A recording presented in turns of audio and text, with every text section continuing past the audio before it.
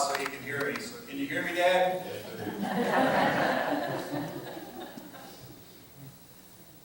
One of the things I've come to realize is that my memory gets worse and worse as the days go on. I don't know if any of you can relate to that or not, but when I work on these sermons and write these sermons, I'm not sure if it's God telling me to go back and rewrite it, or I can't remember what I wrote, so I start over. So I don't know that I'll ever get any better at that, and I tend to look at my notes a lot and read, and many of you know that I work for Schwann's as well, and I think I can blame most of that on my memory loss on Schwann's, because there's over 400 items in the book. You tell me the name of any one of them, and I can tell you the 3-digit number of all of them. And I think that has clogged up my entire memory. There's nothing left for anything. So I'm sure that's what it has to be, so you have to bear with me. So in this story today, Jesus uses a parable again. And Jesus used parables a lot because it draws on everyday life and uses our imagination, and it challenges us to accept our values, to challenge our accepted values, and it illustrates a point. And people really like Jesus' stories. In fact, they love him because he spoke in plain language. I know I've listened to some people speak before, and I walk out, I have no idea what they just said, because they're talking way above my Schwann's aptitude level. So, and they could appreciate that. And he built upon his sense of humor. And he spoke about things that they were familiar with, that they came about in everyday life. So Jesus had tailored his parables to the crowd. And that way the majority of them had some kind of knowledge of what he was speaking about. And most of the people at that time could relate about farming stories, because that's what a lot of them did. We can relate to farming stories, whether it's just a plant that we grow at home or a garden that we have. We kind of have an idea of how farming and gardening works. So there's many factors that can affect the outcome of a garden and how much fruit that it bears. Is the soil right? Does it have enough sun? Too much sun? Water? Too much? Too little? Just many factors that can affect that. So there's many decisions that we have to make, and they all start from one little seed. Sometimes when we read a story in the Bible, we can get confused about its meaning, because the language has changed, and we live in a different culture. So some stories are easier to remember and understand if we can convert them into something that we are more familiar with.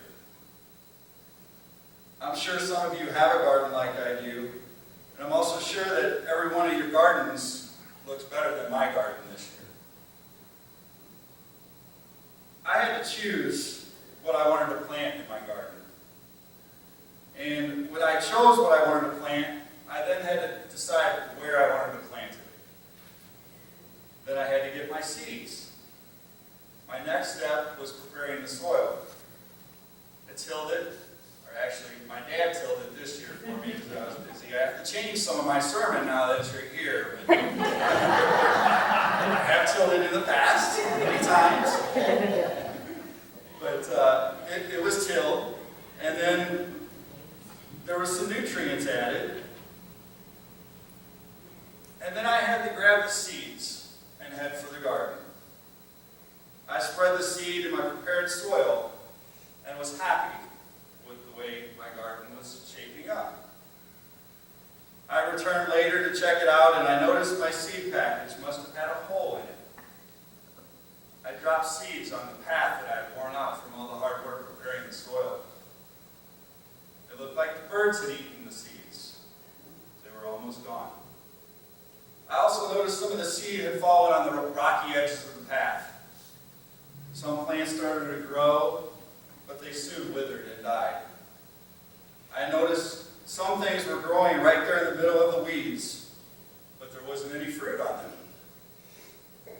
When I arrived at my garden, I couldn't believe how large some of my tomato plants had gotten.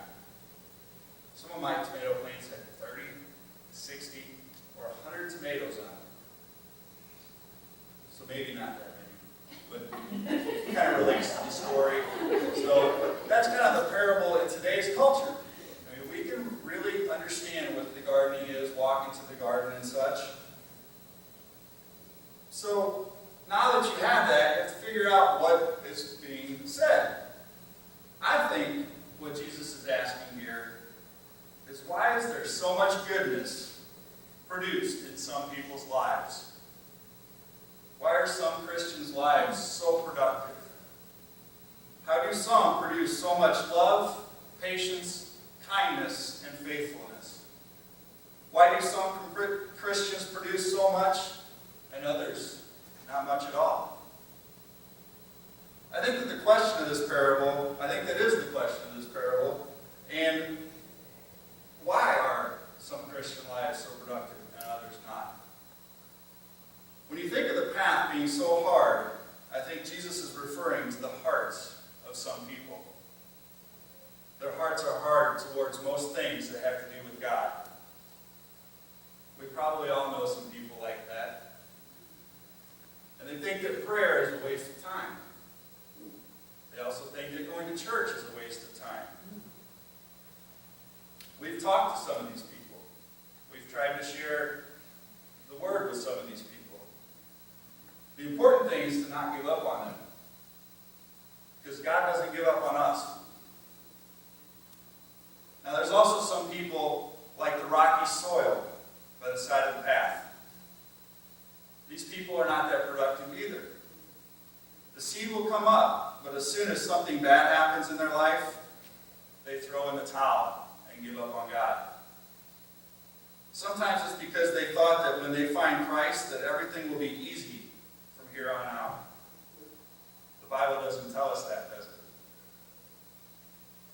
Some of us have experienced a life-changing incident and just cannot imagine that God would have allowed it to happen. They continue to blame God, although tragedies are part of the human life. We've all heard the term fair weather fan. And as long as my family, health, and job are good, then I'm happy with being a Christian. But as soon as something bad happens, the faith starts to waver, and they begin to give up. Our lives are going to have tragedy in them. The purpose of the Christian faith is not to isolate us from the tragedy, but to make us strong in the midst of the tragedies of life. As I was writing this sermon, a particular professional baseball team came to mind, and I started thinking about the Chicago Cubs. Now, they don't have too many fair weather fans, do they? They stick it out through the ups and downs of their seasons. Okay, mostly the downs. But how can a fan stay so loyal to a team that hasn't won a World Series since 1908? I mean, I think that's a pretty solid faith in their team. Now, the third type are those that are raised amongst the weeds.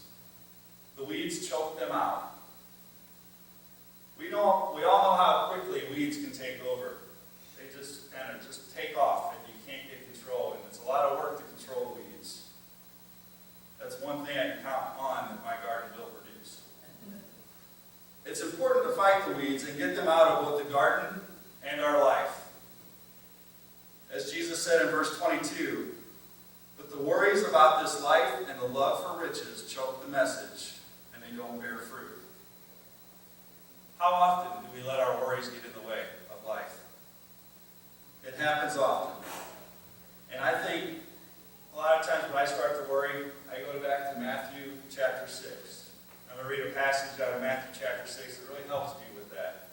"Therefore I tell you, do not worry about your life, what you will eat or drink, or about your body, what you will wear. It is not life more than food, and the body more than clothes. Look at the birds of the air. They do not sow or reap or store away in barns, and yet your heavenly Father feeds them. Are you not much more valuable than they? Can any one of you, by worrying, add a single hour to your life? Therefore, do not worry about tomorrow, for tomorrow will worry about itself." each day has enough trouble of its own. I think that's a pretty powerful scripture that actually many times over I think about all the worrying that I do, and I just go back to that. It just gives me a little sense of peace. Now, other times we are busy trying to keep up with the neighbors or friends, and we reward ourselves with things we do not really need, and we may overspend and get ourselves into problems. This can cause more problems than it's worth. Now, I have been in that position before. When I was 23 years old, I bought a brand new Mustang GT. My friends were all racing at the drag strip, and I thought, well, that looks like fun, and this was the car that I could buy that right off the showroom floor I could take down to the racetrack and run the quarter mile with them and maybe stay up with some of them and beat some of them. So the problem with that is my car was never fast enough. So I started replacing part after part. I had like 10,000 miles on this brand new car, and I had replaced the exhaust, replaced the heads, replaced the cam, replaced the transmission, all this stuff, which I think some of my parts are probably still at my dad's house. But I replaced all of this stuff, chasing this speed, chasing the fact that I wanted to beat my friends at the racetrack. I didn't want to be that car that couldn't beat the other cars. I even added nitrous kit to it at the end of the thing, just because I knew I could get some added bang for the buck there.